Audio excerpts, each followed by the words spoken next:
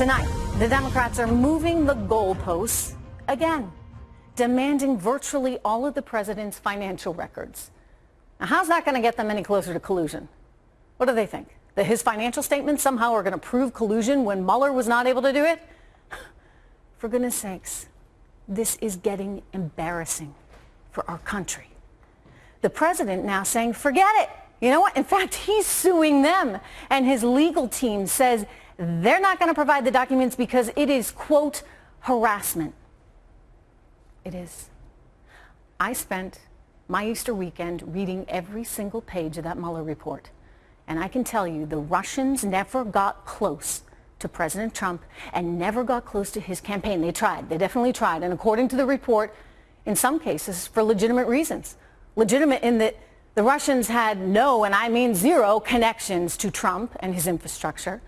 And they wanted to have some because the Russians wanted to partner with us on some terrorism and trade-related issues. They had Hillary connections already. So think about it. We wasted 2 years, 2 whole years, thanks to nothing but politics. And the president and his legal team are positively right to say enough. Come on. I mean, we've given you plenty of runway, but this has gone too far because it has. How the heck are you supposed to be running a country when you've got the feds breathing down your back and your staff's back, for that matter, for a whole bunch of things that never even happened?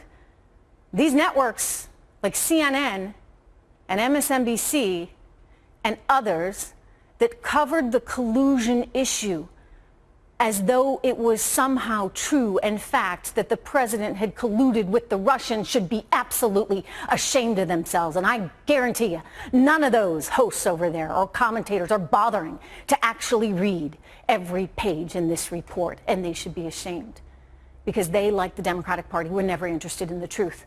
They were only interested in the destruction of a president.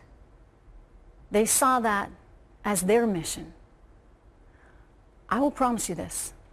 I have only the truth to report, and I care only for the truth, which is why I really want to move on from all of this. And if the Democrats were actually talented and smart, they would do the same. Or maybe I should add patriotic, right? Because if you care about your country, you don't want it going down a path where it's so broken, which is where we are going. But how can they talk about improving the economy when it's doing the best it's been doing in years, right? They got nothing there. And how can they talk about solving the immigration crisis when they're out there refusing to give any money to house detainees at the actual border?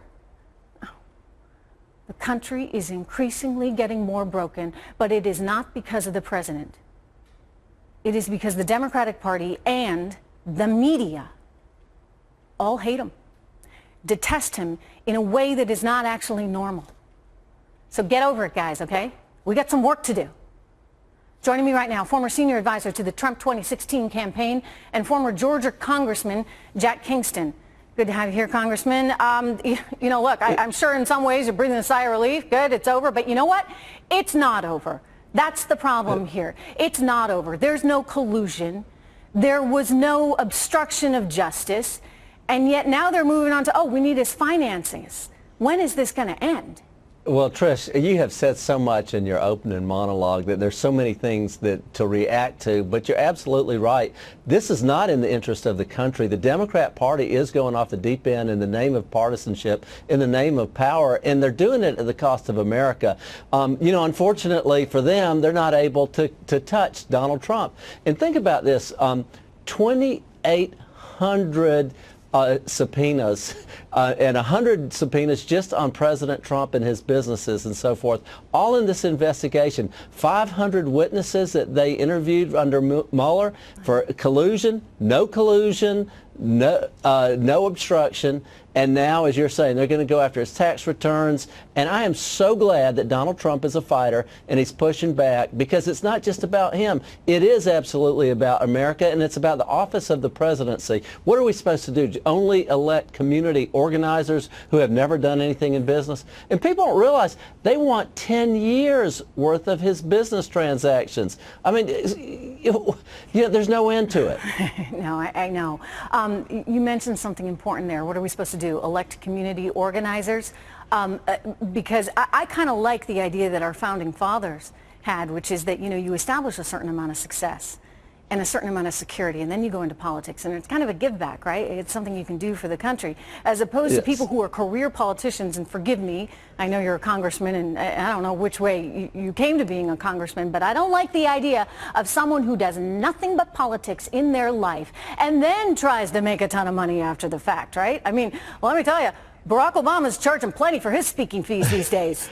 And don't forget Bill Clinton and Hillary Clinton, some of the wealthiest people in America today. But think about, there's two lesser-known candidates in the Democrat primary right now, John Hickenlooper, governor of Colorado, former governor, and then John Delaney. And they're both very accomplished businessmen, and they're now going to be disqualified by their party because they had business dealings in that horrible place called the private sector. And so I don't know what the Democrat Party has in mind, but they ought to be able to see beyond Donald Trump and see what's good for America. And if they won't do it, I join you in wishing that the mainstream media would. But the mainstream media, I mean, you know what, I'm going to tell you, I'm going to share with you, Congressman, how frustrated and disgusted I am by members of the mainstream media. And I've worked for some mainstream organizations, and I've seen it up close and firsthand, but I've never seen it at such a level that I have over the last 2 years. And, look, there are things that we don't know, right? And you have to be willing to accept that as a journalist, what you know and what you don't know. But when you then have people on CNN and MSNBC and other networks getting out there in front of a story so far out in front trying to prove that they can connect this one to that one to that one, and somehow there was massive Russian collusion, we have a real problem because the media is no longer doing what it should. And I think that is to serve the truth. Trish, I can tell you, I worked for CNN for 2 years, and I can tell you I sat on panels with people like Paris Denard and Jason Miller and Jeffrey Lord, and we're all gone because we were defending Trump in these 4 versus 1 food fights where everybody sat there, and they would always say, listen, I know from inside information that the other shoe is about to drop. Trump is about to fire everybody. I know that Mueller has information that's unequivocal in terms of collusion. I get it. And you know what? Over and over again. Yeah, and those same people probably aren't bothering that we're attacking you, Congressman, to read the darn report. But if they do, they'll be, shall we say, disheartened because basically they've sat there and lied to the American public for 2 straight years. It is very good to see you tonight. Congressman Kingston, thank you for your perspective. The fallout from the Mueller report. My next guest is out with a new op-ed in The Hill. It is titled, "And the winner of the Robert Mueller sweepstakes is Vladimir Putin," writing that Vladimir Putin found a way through hacking Clinton's emails and seeding information for the Steele and the Trump Tower meeting to cast doubt on both candidates in 2016. Now, in the prose of the Mueller report, he has a fresh vehicle to continue sowing discord and distrust in America and its duly elected president for months to come. I can almost hear the boisterous laughter emanating from the Kremlin, writes John Solomon. Joining me right now is journalist John Solomon, and it is good to see you, John. Thanks so much for joining us. Yeah. I love talking to you because I know that you've been on it and you were seeking the truth like I was as well for the last 2 years. So congratulations on being on the right side of history these last 2 years. You think this whole ordeal has just done what Vladimir Putin wanted to do in the beginning? It's funny, when we started and President Obama left us with the first assessment, it was that the Kremlin was trying to help Trump get elected and defeat Hillary Clinton. If you talk to intelligence people today, I talked to the CIA, former CIA station chief in Moscow, he says there's a new assessment coming, that Putin was really trying to destabilize both sides, and that what they did to Trump at the Trump Tower meeting and other events like that are what is known as discoverable intelligence operations, meaning they wanted them to be discovered so that Americans would scratch their head and say, is Russia trying to help Donald Trump or what? And so looking back in hindsight after everything we've been through, the Intelligence Committee is starting to have a very different assessment about what happened in 2016. Now, we knew back in 2014 that Russia was trying to undermine the U.S. That's right. How come the U.S. didn't do anything about it? Well, how come we have to talk about this after the 2016 election when we knew for 2 years? That's right. Devin Nunes issued a warning in 2014 that was very clear. Listen, one of the big losers of the Mueller report is Barack Obama. He sat there and watched this play out for months, maybe because he thought Hillary was invincible. But at the end of the day, he didn't do enough to protect protect our country from the meddling that did occur. And you take collusion aside, you still have the threat of Russia meddling, and we're going into a 2020 election. It looks like this administration is taking a lot more assertive steps, and the next election may be a lot safer than the last one. I liked your op-ed titled 10 post-Mueller questions that could turn the tables on the Russia collusion investigators. So now we're at a point where we're saying, okay, let's investigate the investigators, given the fact that now we know that they launched an investigation into Donald Trump for no reason, no predicate, simply because they didn't like him and they wanted Hillary to win the opponent in a presidential campaign. So tell us about these 10 post questions. Well, these are the questions that the Inspector General, Attorney General Barr, are focusing on now in their post-action review. I think that at the end, they all sum up to one big question. Was the FBI and the CIA used for a political dirty trick to first try to defeat Donald Trump at the election, and then, if not defeat him, to delegitimize his victory after he became president? I think there's growing body evidence that that's what really went on. When you look at the tweets, the text messages, and all of the evidence that's now coming forward, you can see that. I think the first fundamental question that everyone has to get answered is, when did the FBI know that Hillary Clinton was funding the Steele dossier? Once we know that, then why did you proceed with it with all the flaws? You heard Bob Woodward call it garbage. The media was parading this around 2 years ago as the Holy Grail. Now it's garbage. When did you know the flaws, and why did you give it to the court? Well, and Jim Comey continues to say, I didn't know that Hillary Clinton paid for the dossier. How do you not know it? You're the FBI director. Do you just use any old garbage if somebody brings you and says, oh, let me go spy on an American citizen since I have this? Ignorance is not a defense before the FISA court. He had an obligation to certify that that evidence was accurate, and also that it was free from derogatory information like a political connection, Hillary Clinton funding it.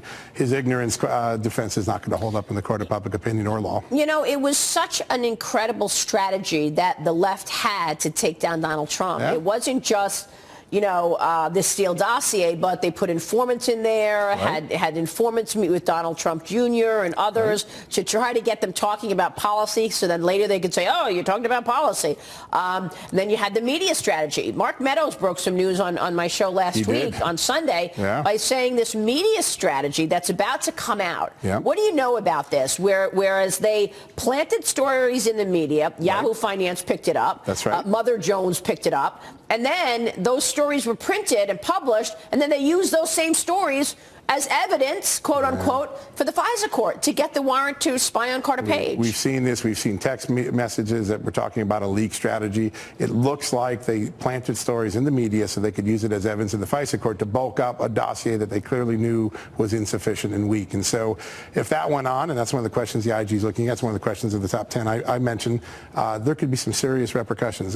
Members of the FBI or the Justice Department could be found in contempt, and then there, of course, could be criminal charges if it turns out it was a conspiracy to defraud that court. So it's the media leak strategy, the informant strategy, the dossier strategy, and they all came together to just get this information out into the zeitgeist so that we could all talk about it for 2 years and people could question Donald Trump. Will there be accountability? Lindsey Graham has told me he's going to do a deep dive into this. The AG apparently knows that there was spying, and he's looking for a predicate. And then you've got the Inspector General also coming out with his report within the month, I heard. I believe, I think you're going to get 2 reports from the Inspector General. One on James Comey's handling of classified information, those memos he leaked to his lawyers, maybe to the media. And then subsequently, right after that, I think we'll see the fuller report on the FISA abuses.